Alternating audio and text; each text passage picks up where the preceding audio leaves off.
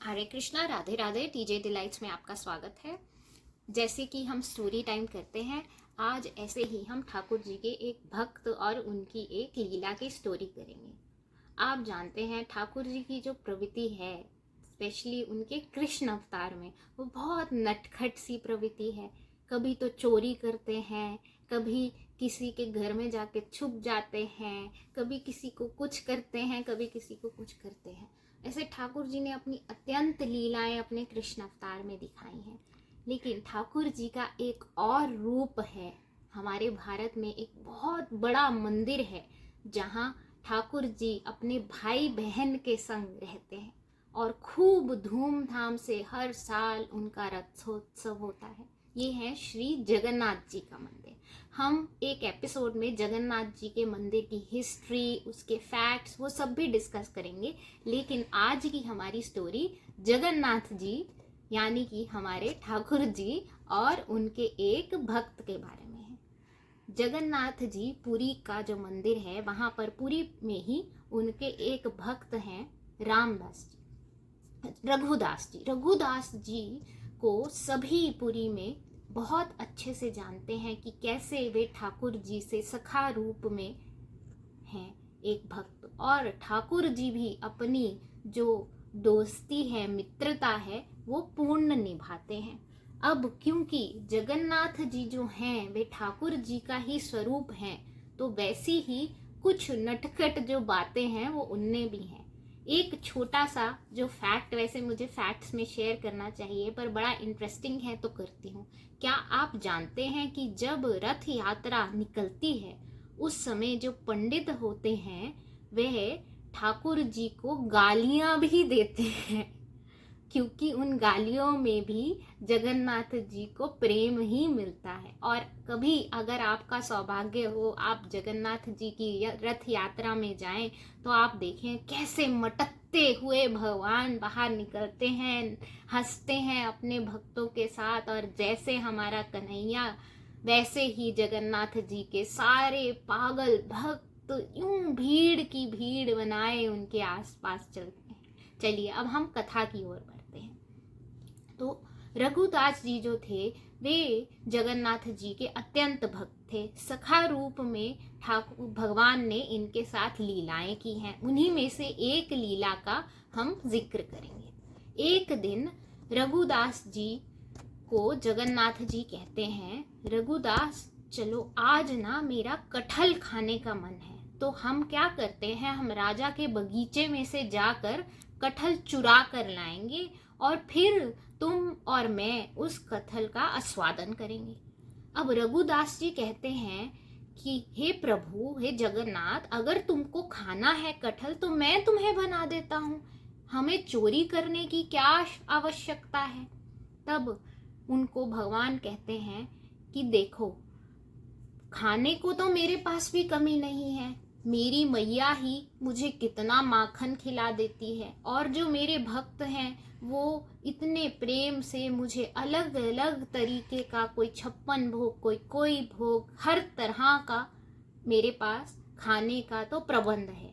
परंतु जो स्वाद चोरी करके खाने में है ना, वो और किसी में नहीं है।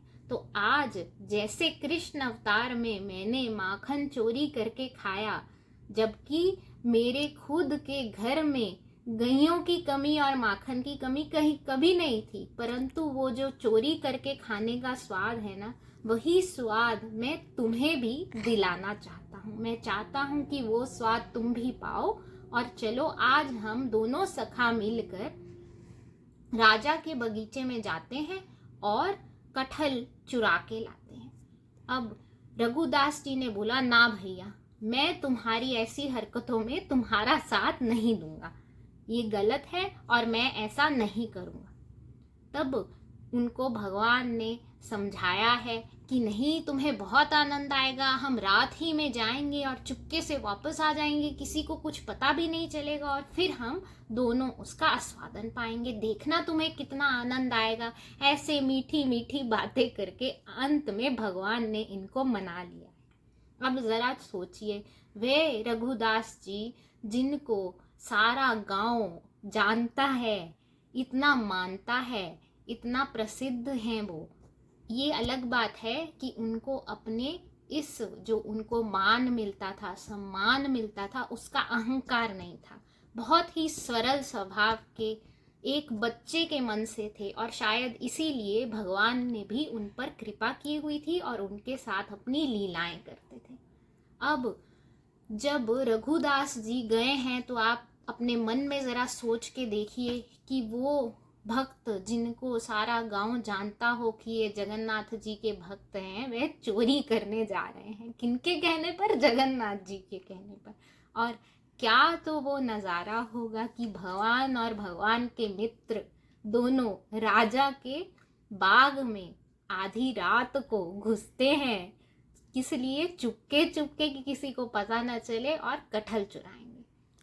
अब एक पेड़ के पास जाके भगवान इनसे कहते हैं कि रघुदास, ये पेड़ बहुत विशाल है, आज कटहल इसी से चुराएंगे। तुम जरा ऊपर चढ़ो और जो सबसे बड़ा कटहल हो तुम वो ऊपर से तोड़ना और नीचे फेंक देना। मैं नीचे ही खड़ा हूँ, देखता भी रहूंगा कोई आ ना रहा हो। अगर कोई आ रहा हुआ तो मैं तुम्हें इशारा भी कर दूंगा, और जब तुम कटहल नीचे फेंकोगे तो मैं उसे पकड़ भी लूंगा।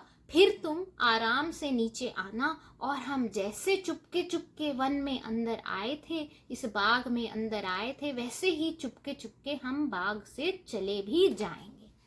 अब रघुदास जी को जब समझाने वाले भगवान थे और पहले ही अपनी मनमोहिनी में बांध चुके थे, तो उसी मनमोहिनी में बंधे बंधे जगन्नाथ जी के कहने पर रघुदास जी जो हैं वे ऊपर पेड़ के चढ़ गए।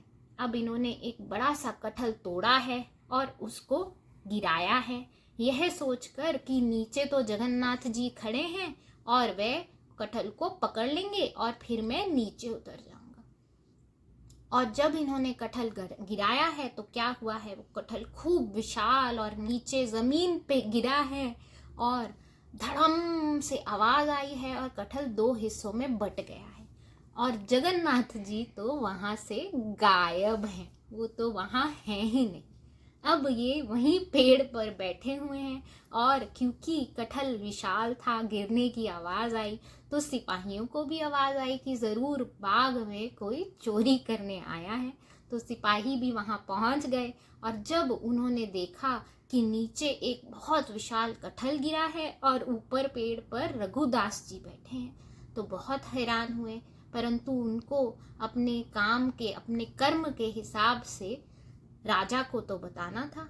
अब राजा जो हैं वो, इन्होंने जब सुना है कि कटहल पेड़ पर से गिरा हुआ है और पेड़ पर रघुदास जी बैठे हैं, तो राजा को भी बहुत हैरानी हुई है, आश्चर्य हुआ है और वो पेड़ के पास आए हैं। और उन्होंने जब रघुदास जी से पूछा है कि रघुदास जी, अगर आपको कटहल खाना था तो आप मुझे बता देते, मैं कटहल भिजवा देता, आप बना लेते। यूं रात को चोरी करने का क्या हुआ? गिर जाते पेड़ से तो लग जाती। तब रघुदास जी ने उनको सारा वृतांत सुनाया है कि कैसे जगन्नाथ जी ने उनके साथ मिलकर चोरी करने का तरकीब तो बनाई और उनको आश्वासन दिया कि वो कटहल पकड़ लेंगे और खुद अंतर्ध्यान हो गए। तब जितने भी वहाँ चौकीदार और राजा और जो भी लोग थे, उन्होंने खूब हंसी से ये कथा सुनी और इसका आनंद लिया कि कैसे जगन्नाथ जी ने अपने मित्र रघुदास जी को ये सब करते हुए फंसा दिया, चोरी करते हुए फंसा दिया। इस बात की चर्चा काफी समय तक होती रही गांव में और सब इसका आनंद लेते रहे।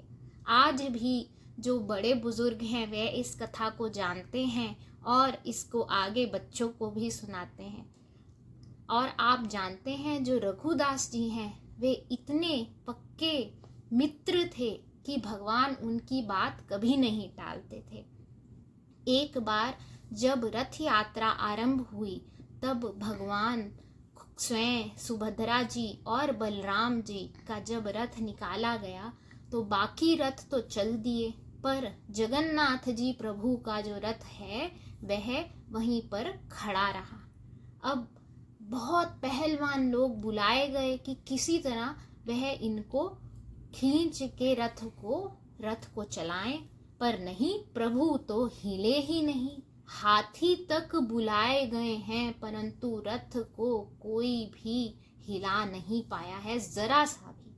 तब राजा ने रघुदास जी को बुलावा भेजा है। रघुदास जी आए हैं और इन्होंने ना जाने रथ पे चढ़कर भगवान के कानों में क्या कहा है, और उसके तत्पश्चात उसके बाद तुरंत भगवान ने रथ को चला दिया है। अब वही रथ है जिसको हाथी भी खींच रहे हैं और पहलवान भी खींच रहे हैं और हिल नहीं रहा है, और वही रथ है जिसमें जगन्नाथ जी विराजमान हैं और अपने मित्र की बात मानकर वह चल दिए हैं। ऐसे हैं हमारे भगवान, और ऐसी ही लीलाएं ये अपने अलग अलग भक्तों के साथ करते रहते हैं। रघुदास जी के साथ भी इन्होंने अनेकों लीलाएं की हैं, जिनमें से ये एक लीला है। आने वाले एपिसोड्स में हम आपको जगन्नाथ जी की हिस्ट्री और उनके सारे फैक्ट्स भी बताएंगे। हमारे साथ जुड़ने के लिए आपका बहुत बहुत धन्यवाद। आपको ये कथा कैसी लगी, आप मुझे अवश्य कमेंट सेक्शन में बताइएगा। हरे कृष्णा, राधे राधे, जय जगन्नाथ।